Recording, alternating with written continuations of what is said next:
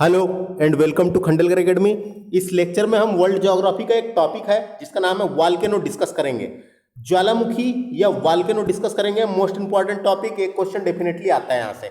जैसा कि आप जानते हैं कि लूसेंट का जो वर्ल्ड ज्योग्राफी है वो डिस्कस किया जा रहा है। आपको हमारा लेक्चर सीरीज कैसी लग रही है आप हमें कमेंट करके बता सकते हैं, और हमारे इस चैनल को सब्सक्राइब कर लें, निश्चित ही आपको हमारे इस चैनल से मदद मिलेगी। तो आइए शुरू करते हैं देरी ना करते हुए। ज्वालामुखी, तो देखिए ज्वालामुखी के बारे में देख लेते हैं। ज्वालामुखी क्या है? ज्वालामुखी से आप परिचित हैं, बचपन में अपन सब पढ़े हैं, लेकिन फिर भी एक बार अच्छे से देखते हैं। ज्वालामुखी का संबंध उस छिद्र या दरार से है। ज्वालामुखी का संबंध उस छिद्र या दरार से है जिसका संबंध पृथ्वी के आंतरिक भाग से जुड़ा हुआ है। जिसका संबंध पृथ्वी के आंतरिक भाग से जुड़ा हुआ है। ज्वालामुखी से जैसे कि अन्य पदार्थ, गैस, जलवायु, तरल लावा का उद्गम होता है। तो ये इसकी डेफिनेशन थी एक जो मैंने आपको बताया। तो ये आपको समझ में आ गया होगा। ज्वालामुखी का संबंध उस छिद्र या दरार से है जिसका संबंध पृथ्वी के आंतरिक भाग से जुड़ा हुआ है। अब बुक में देखते हैं क्या है इसकी डेफिनेशन। ज्वालामुखी भूपटल पर वह प्राकृतिक छेद या दरार है जिससे होकर पृथ्वी का पिछला पदार्थ, लावा, राख, भाप एवं अन्य गैस बाहर निकलती है। तो ये बात याद रखना है, क्या क्या बाहर निकलते हैं? पदार्थ, लावा, भाप, अन्य गैस बाहर निकलती है। ज्वालामुखी के कप के आकार के मुख को क्रेटर कहा जाता है। देखिए ये ज्वालामुखी है, ये जो ज्वालामुखी का मुंह है, ज्वालामुखी उद्गार छिद्र, यानी क्वेश्चन आएगा ज्वालामुखी उद्गार छिद्र क्या कहलाता है? तो क्रेटर कहलाता है। ज्वालामुखी उद्गार छिद्र क्या कहलाता है? क्रेटर कहलाता है। तो ये जो उसका मुख होता है कप के टाइप का, उसे क्रेटर कहते हैं। देखो यहाँ यही बताया गया है, ज्वालामुखी एक कप के आकार के मुंह को क्रेटर कहते हैं। बाहर हवा में उड़ा हुआ लावा शीघ्र ही ठंडा होकर छोटे टुकड़े में बदल जाता है, जिसे सिंडर कहा जाता है। ये इंपॉर्टेंट है। सिंडर क्या है? बाहर हवा में उड़ा हुआ लावा शीघ्र ही ठंडा होकर छोटे छोटे टुकड़ों में बदल जाता है, उसे सिंडर कहा जाता है। उद्गार में निकलने वाली गैस में वाष्प का प्रतिशत सर्वाधिक होता है। ये क्वेश्चन इंपॉर्टेंट है।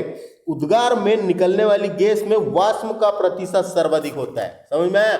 वाष्प का प्रतिशत सर्वाधिक होता है।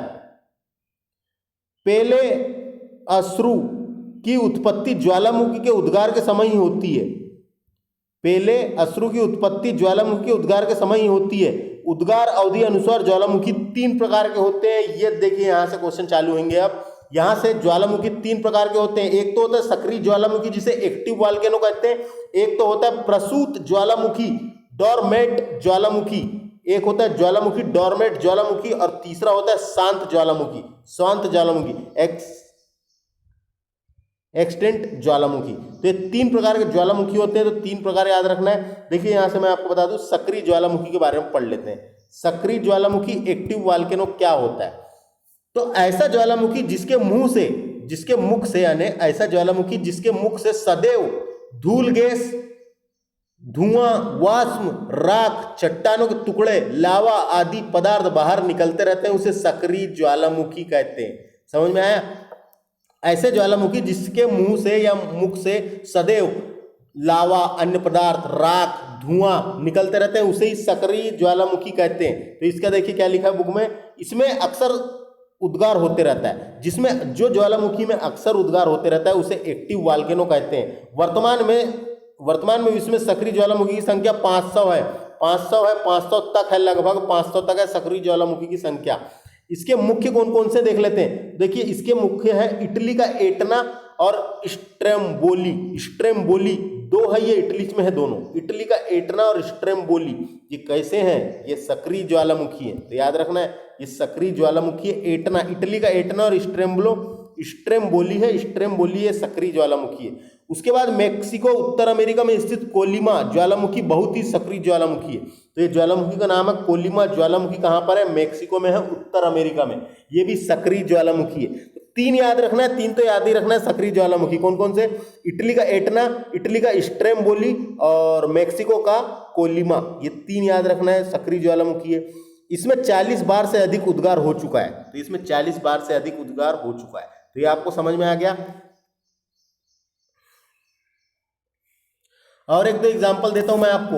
जैसे हवाई द्वीप, उत्तरी अमेरिका में हवाई द्वीप में मोनोलोआ ज्वालामुखी है, वो भी एक प्रकार का सक्रिय ज्वालामुखी है।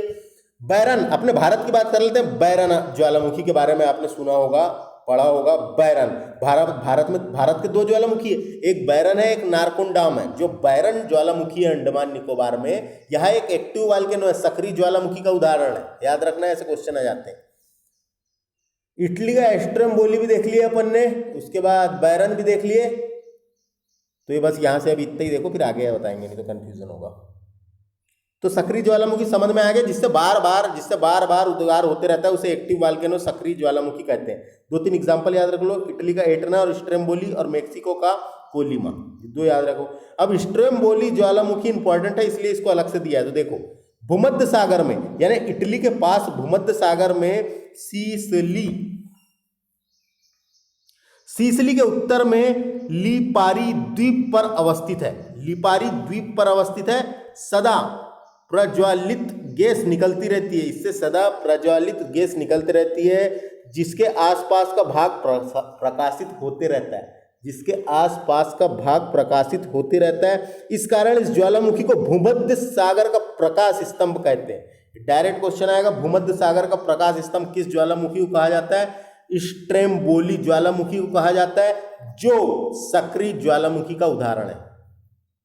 नोट देखिए, विश्व का सबसे अधिक सक्रिय ज्वालामुखी किलायू हवाई द्वीप यूएसए में स्थित है। मैंने भी बताया था ना, एक किलायू हवाई द्वीप यूएसए पर स्थित है। तो एक ज्वालामुखी जिसका नाम है किलायू, ये हवाई द्वीप अमेरिका के पास है, यूएसए में किलायू द्वीप पर स्थित है। तो याद रखना ये, तो सक्रिय ज्वालामुखी से इतना ही।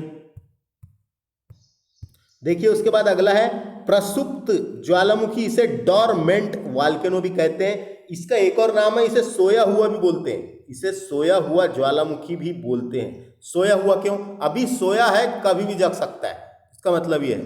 तो इसे क्या प्रसुप्त ज्वालामुखी बोलते हैं, जिसके निकट अतीत में उद्गार नहीं हुआ हो, ऐसे ज्वालामुखी को प्रसूत ज्वालामुखी कहते हैं। इसकी एक और डेफिनेशन है, ऐसा ज्वालामुखी जिसके निकट में कभी भी उद्गार ना हुआ हो लेकिन उद्गार होने की संभावना है। कभी भी उद्गार नहीं हुआ है लेकिन उद्गार होने की संभावना है, उसे ही प्रसुप्त ज्वालामुखी कहते हैं। देखिए कभी उद्गार तो नहीं हुआ है लेकिन संभावना है ना इसके होने की, तो उसे ही प्रसूत ज्वालामुखी कहते हैं। यानी सोया हुआ ज्वालामुखी भी बोल सकते हैं इसको, अभी सोया है फिर वो जग भी सकता है, तो इसे सोया हुआ ज्वालामुखी भी कहते हैं। समझ में आ गया? लेकिन इसमें कभी भी उद्गार हो सकता है, ये बताया गया आगे। इसके एग्जाम्पल देखिए, विसुवियस, भूमध्य सागर में एक है विसुवियस, इटली के पास भूमध्य सागर में एक विसुवियस नाम का ज्वालामुखी है, प्रसूत ज्वालामुखी का उदाहरण है। उसके बाद है क्राकाटोआ, क्राकाटोआ इंपॉर्टेंट है, इंडोनेशिया के पास है। सुंडा जल संधि सुने होंगे आपने, सुंडा जल संधि, सुंडा जल डमरू मध्य, ये इंडोनेशिया के पास है। तो क्राकाटोआ ये भी प्रसूत ज्वालामुखी का एग्जाम्पल है, इंपॉर्टेंट है। उसके बाद है फ्यूजियामा, ये जापान का ज्वालामुखी है फ्यूजियामा, ये भी इंपॉर्टेंट है, प्रसूत ज्वालामुखी का एग्जाम्पल है। कई बार तो ऐसे ही क्वेश्चन आ जाते हैं किस देश में है करके, तो याद रखना है मेयन ज्वालामुखी है फिलीपींस में है, फिलीपींस में है मेयन ज्वालामुखी। और आपको एक और मैं बता दूं, जो भारत में भारत के दो है, जिसमें से एक तो अपन ने बैरन पढ़ लिए थे, एक्टिव का है, एक्टिव वॉल्केनो का उदाहरण है। दूसरा है नारकोंडाम, एक और है नारकोंडाम, ये जो है नारकोंडाम ये किसका उदाहरण है? ये प्रसूत ज्वालामुखी का उदाहरण है, याद रखना। प्रसुप्त ज्वालामुखी का उदाहरण है नारकोंडाम, ये भी अंडमान निकोबार में। भारत के दो ज्वालामुखी, भारत में दो ज्वालामुखी है, एक बैरन जो अंडमान निकोबार तरफ है और दूसरा नारकोंडाम है, वो भी अंडमान निकोबार तरफ है, द्वीप तरफ स्थित है। और वो एक्टिव का उदाहरण है बैरन वाला, और ये जो है ये प्रसूत का उदाहरण है। समझ में आ गया होगा आपको। तो ये एग्जाम्पल थे कुछ मेयन फिलीपींस के। तो प्रसूत ज्वालामुखी आपको समझ में आ गया, इसे सोया हुआ ज्वालामुखी भी कहते हैं। उसके बाद बात करते हैं शांत ज्वालामुखी। शांत ज्वालामुखी एक्सटिंक्ट वॉल्केनो, इसे मृत ज्वालामुखी भी कहते हैं, मृत ज्वालामुखी भी कहते हैं। समझ में आ गया? इसे मृत ज्वालामुखी भी कहते हैं। क्यों कहते हैं इसके मृत ज्वालामुखी भी कहते हैं? क्यों? वैसा ज्वालामुखी जिसमें ऐतिहासिक काल में कोई भी उद्गार नहीं हुआ और जिसमें पुनः उद्गार होने की संभावना नहीं हो, तो उसको बोलेंगे ऐसा ज्वालामुखी जिसमें ऐतिहासिक काल में कोई भी उद्गार नहीं हुआ हो लेकिन भविष्य में भी उद्गार होने की संभावना ना हो, उसे बोलते हैं शांत ज्वालामुखी। तो समझ में आ गया? मृत ज्वालामुखी मृत है यानी उठ ही नहीं सकता आप। तो वैसा ज्वालामुखी जिसमें ऐतिहासिक काल में कोई उद्गार नहीं हुआ हो और पुनः उद्गार होने की संभावना नहीं हो, उसे बोलते हैं शांत ज्वालामुखी। उदाहरण के लिए देखिए कोह सुल्तान। कोह सुल्तान ये कहाँ पर है? ईरान में है। और देमवंद ज्वालामुखी ये भी ईरान में है। दोनों इंपॉर्टेंट है, याद रखना है। ये मृत ज्वालामुखी के उदाहरण है। कोह सुल्तान एवं देमवंद ईरान में। पोपा म्यांमार में एक ज्वालामुखी जिसका नाम है पोपा ज्वालामुखी। पोपा म्यांमार में है। किलिमंजारो अफ्रीका में है। किलिमंजारो की चोटी सुने होंगे आपने अफ्रीका में, तो वही वहीं पे एक ज्वालामुखी जिसका नाम है किलिमंजारो ज्वालामुखी अफ्रीका में है।